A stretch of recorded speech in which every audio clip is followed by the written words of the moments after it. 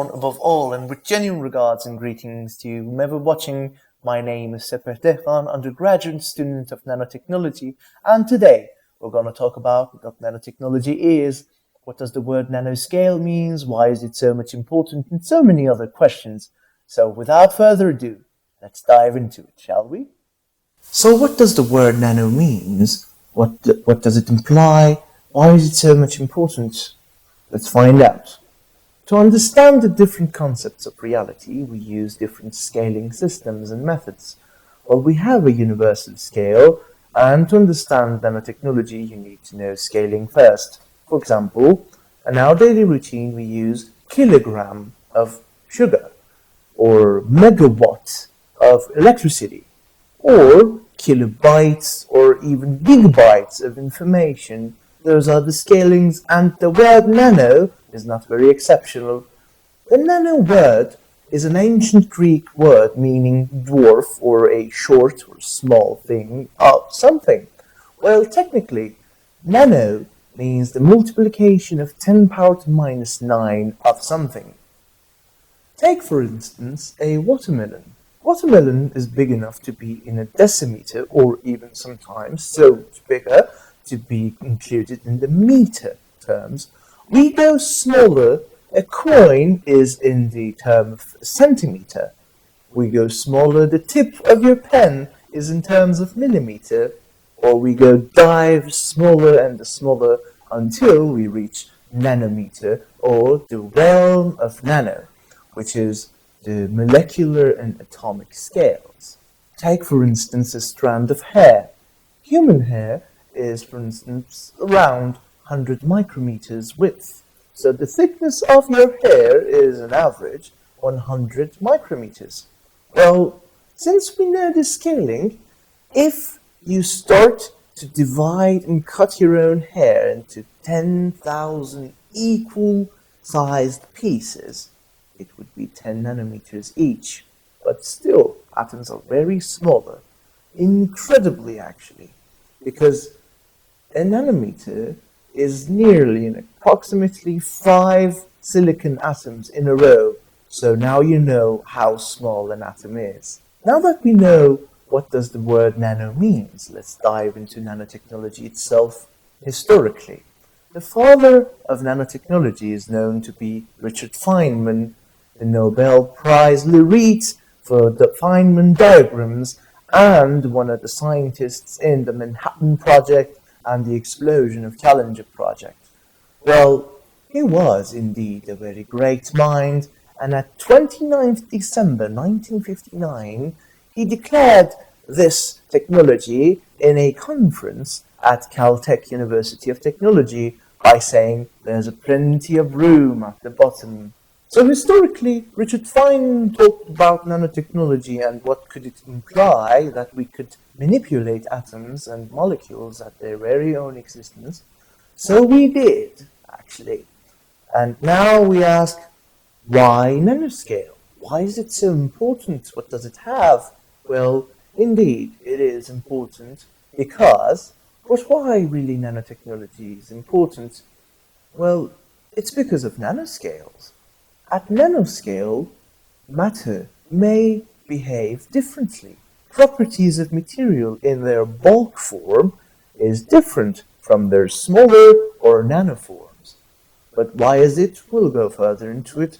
But for example, magnetic behavior, electrical conductivity, strength of matter, and so many other properties will change from diamond to be the toughest material known to humanity. Yes, it is. But the diamond is made out of carbon, and if you zoom into it, nanotechnology will be there because we can use carbons to make carbon nanotubes, and carbon nanotubes are indeed much more stronger and tougher than diamond itself.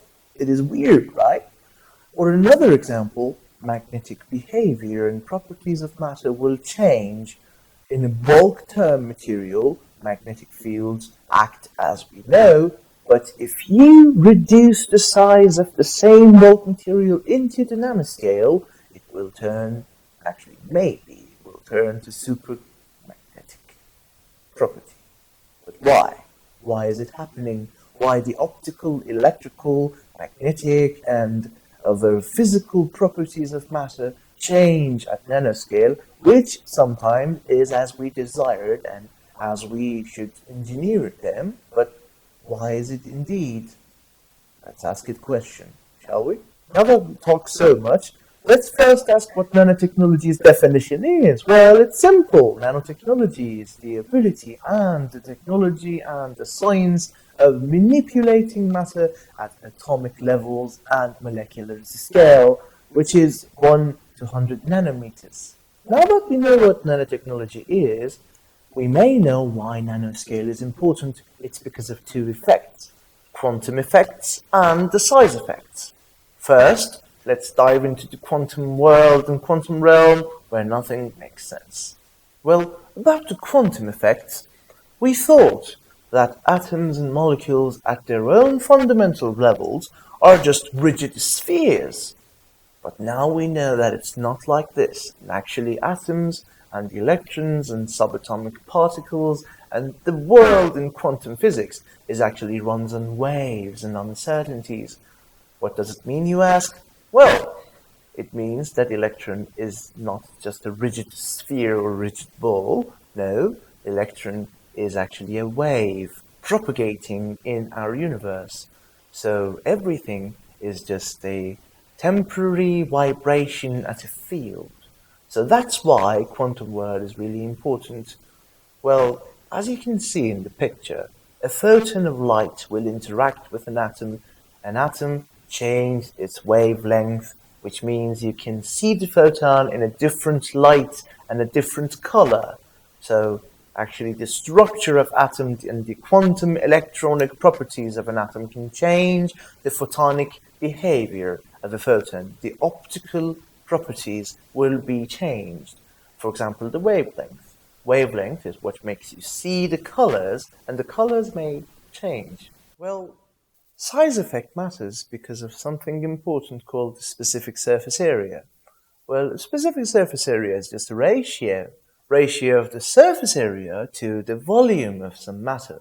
Well, for instance, take these cubes. We have a quadruple cube with the surface area of where my hand touches. But if I divide those cubes into smaller pieces, as you can see, new areas will arise from this cube. Well, the total mass and the total volume of these cubes are same, but yet the surface area will increase, so increasing the specific surface area ratio.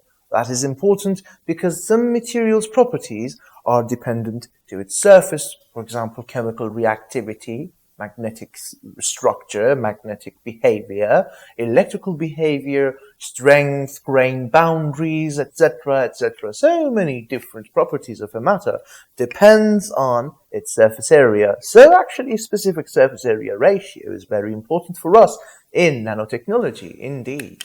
Well, let's see how to make a nanomaterial or how to synthesize it.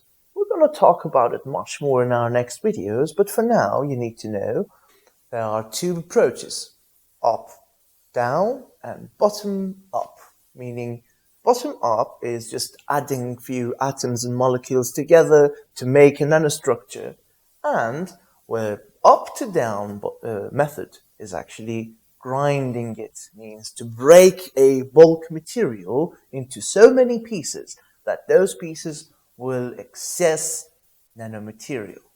Grinding a bulk material will lead into so many different pieces that eventually those pieces will be at scales of nanometer. Thank you so much for watching, and I hope you find it useful. Our next topic is about nanotechnologies in nature, but for now, if you had any questions, I'd be glad to answer, and you could find my email right up there. Thank you so much for your time.